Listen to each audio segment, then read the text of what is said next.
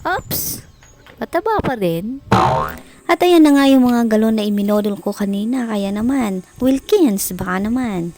Hinagilap ko nga agad yung pamangking ko dahil tignan mo naman, pasimple-simple lang yan. Pero, aakyat na naman yan. Talaga namang naging suki na kami dito sa pinag-iigiban namin dahil pati puno, libre na rin. Pati nga maliit na puno, hindi na pinalampas ng aking pamangkin. Basta't may makain, walang uurungan, serbisyong totoo lang. Hoy!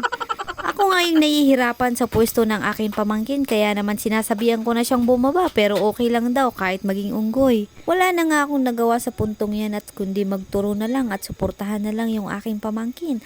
Kumuha pa nga ako ng panungkit dyan para namang yung pag-akyat ng pamangkin ko ay legit na legit. Wala talaga kaming papalampasin, kami pa. Shout out nga po pala sa may-ari ng mangga, wag po kayong mag-aalala dahil yung pamangkin ko yung may pakanan yan. Napagplanuhan nga namin ng aking pamangkin na si tuwing may aakitan siyang puno ay ako yung taga-catch.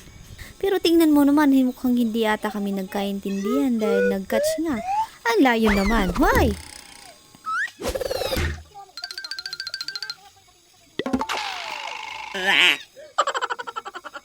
Asa na dyan nung magka-catch? Asa na dyan nung magka-catch?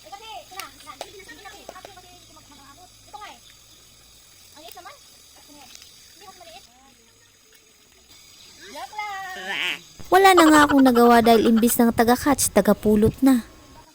Pinapababa ko na nga yung pamangkin ko dyan dahil ako'y nangangati na pero ayaw pa rin paawat. Dahil gusto niya, walang ititira, sisimutin lahat. Hoy, maawa ka, wag naman.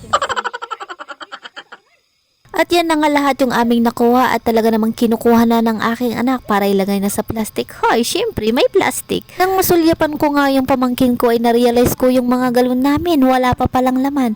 Pumunta nga pala kami dyan para mag-igib, hindi manguha ng mangga.